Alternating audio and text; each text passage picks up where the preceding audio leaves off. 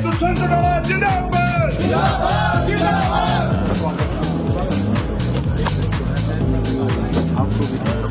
भाई संत डाला जिंदाबाद जिंदाबाद जिंदाबाद। भाई संत डाला जिंदाबाद जिंदाबाद जिंदाबाद। इंफो संगठन जिंदाबाद जिंदाबाद जिंदाबाद। इंफो संगठन। आज हमारे बीच में पूर्व में रहे महामहिम सत्यपाल मलिक जी नहीं रहे। पूरे परिवार की तरफ से जननायक जनता पार्टी के एक कार्यकर्ता की तरफ से सत्यपाल मलिक जी को श्रद्धांजलि अर्पित करता हूँ। परमात्मा अपने चरणों में उनको स्थान बख्शे। आज पूरे प्रदेश भर में इंसो का 23वां स्थापना दिवस अलग अलग विषयों पर बनाया जा रहा है। मैं बधाई दूंगा एक एक छात्र को जिनने, चाहे वो चौधरी देवीलाल जी के विचारों पर चर्चा हो, चाहे पिछड़ा अति पिछड़ा समाज की प्रगति उन्नति में चौधरी देवीलाल का योगदान पर चर्चा हो, हरियाणा की उन्नति में चौधरी ओम प्रकाश चौटाला जी का योगदान जो रहा उस पर चर्चा हो, राजनीतिक भविष्य के अंदर महिलाओं का क्या अहम रोल रहेगा उसके ऊपर चर्चा हो, और आपके यहाँ कृषि क्षेत्र को कैसे बढ़ाया जाए इसके ऊपर चर्चा हो। जिस तरीके से 22 के 22 जिलों पर सामाजिक चर्चाओं पर आज कार्य किया गया है, मैं एक एक छात्र को बधाई देता हूं और यही उम्मीद करता हूं कि जब 24वां स्थापना दिवस हम बनाएंगे, इस एमडीयू की धरती से इस मुहिम को लेकर चलेंगे कि अच्छी और सस्ती शिक्षा यूनिवर्सिटी का एक उद्देश्य रहे और उस उद्देश्य पे यूनिवर्सिटियां काम करें। आज तो ये हालात हो चुकी है कि सेल्फ फाइनेंसिंग के नाम पर राजस्थान पंजाब से 3-3 गुना ज्यादा फीस आज इन सरकारी यूनिवर्सिटीज में सरकार द्वारा ली जा रही है छात्रों से, और इसका बोझ छात्रों के ऊपर तो आता ही है।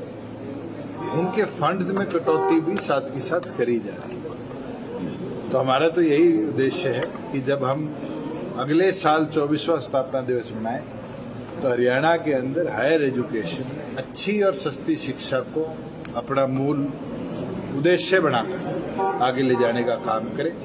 मैं दोबारा सभी छात्राओं इंसो के स्थापना दिवस की बधाई। छात्र संघ के चुनावों को लेकर काफी लंबे समय से इंतजार हो रहा है, तो उसको लेकर के भी क्या बात? बिल्कुल, इस लड़ाई को दोबारा लेकर चलेंगे और मैं तो उम्मीद करता हूं, क्योंकि बंगाल के छात्रों की लड़ाई को भी लड़ चुके हैं और प्रोफेसर भी रह चुके हैं, आज हरियाणा प्रदेश के महामहिम बने हैं। ये दोनों विषय हम उनसे जल्द मिलकर, क्योंकि वो चांसलर ऑफ यूनिवर्सिटीज हैं, वो टेकअप करें। अभी तो आए हैं, उनका हमने स्वागत भी करना है और स्वागत के साथ साथ इन विषयों पर उनसे चर्चा। अच्छा, राहुल गांधी ने चुनाव आयोग पर आरोप लगाया है कि वो भारतीय जनता पार्टी के लिए वोट चोरी करता है। उन्होंने मध्य प्रदेश में जिस बड़ी मात्रा में उत्तर प्रदेश में चुनाव में वोटों की कटौती हुई जस्ट बिफोर इलेक्शन, क्या ये पारदर्शिता है? अगर 70 लाख वोट, जो कि आंकड़े आप लोगों के माध्यम से हमारे पास पहुंचे, अगर आज काटे गए, इसका मतलब तो लोकसभा चुनाव से पहले आशंका तो होगी बिहार के अंदर इलेक्शन कमीशन पे, तब क्यों नहीं काटेगी? किसको एडवांटेज दी गई? आज इलेक्शन कमीशन अगर पारदर्शी है तो एसआईआर को तो पूरे देश में लागू करना चाहिए। सिर्फ एक स्टेट स्पेसिफिक क्यों कदम उठाया? अगर ऑटोनॉमस बॉडी है तो आज इस तरह की कार्रवाई करना उनकी मंशा को दर्शाता है। क्या आपको लगता है मध्य प्रदेश और महाराष्ट्र में धांधली हुई होगी? अरे मैं हरियाणा छोड़ो, आप दिल्ली छोड़ो, मैं तो देश के लोकसभा चुनाव की बात कर रहा हूं। धांधली की बात नहीं है। जब आप एक रजिस्टर्ड वोटर हो, इलेक्शन कमीशन के पास आधार और ये सारी डिटेल्स हैं, तो क्यों डुप्लीकेशन नहीं मॉनिटर करना है?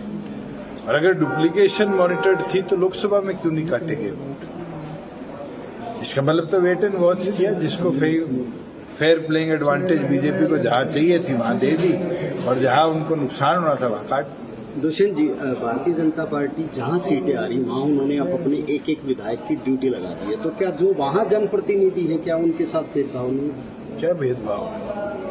पार्टी है, क्या हमने 90 हल्का प्रधान नहीं बनाए? तो काम है, काम सारे करेंगे। कौन अच्छा करेगा वो जीतेगा, जो नहीं अच्छा करेगा वो रह जाएगा। नहीं, अपने विधायकों की ड्यूटी उस विधानसभा में लगाई ड्यूटी तो हमने हमारे भी लगाई थी। ड्यूटी लगाने से नहीं होते, तो मेहनत करने से संगठन का काम है। अच्छा दुष्यंत जी, जिस तरह से आपकी सरकार बहुमत से रही, आप साझा सरकार में भी रही, लेकिन विडम्बना की बात यह है कि किसानों के खेतों में आज भी जल भरा होता है। मैं आपको एक चीज, विडम्बना नहीं है, पिछले साल या पिछले से पिछले साल भी सेम रेनफॉल रिकॉर्ड हुआ था रोहतक जिले में, भिवानी जिले में और हिसार में। और आप वहां का डाटा उठाओ, कहीं एक जगह भी पानी खड़ा नहीं था।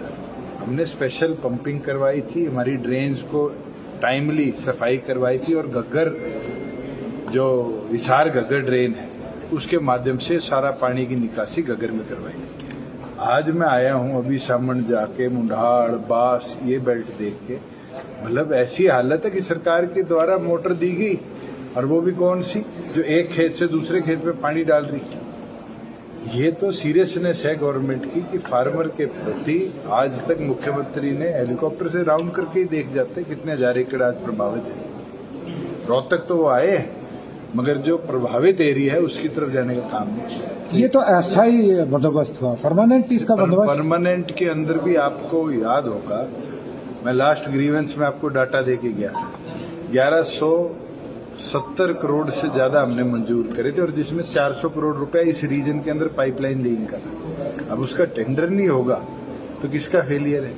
दुष्यंत जी, जिस तरीके से आपने कहा था कि 75% युवाओं को रोजगार दिया जाएगा, एमडी यूनिवर्सिटी में बहुत सारी ऐसी भर्तियां हैं जो अवैध तरीके से हुई हैं, और अभी तक उसके ऊपर संज्ञान ने रोक मैंने तो लगा दिया है। पीछे जब आपके पीजीआई के लोगों का धरना चल रहा था, उनसे भी डाटा मांगा था। आपको डाटा है तो मेरे को ला के दे दो, उस पर कार्रवाई। Thank you.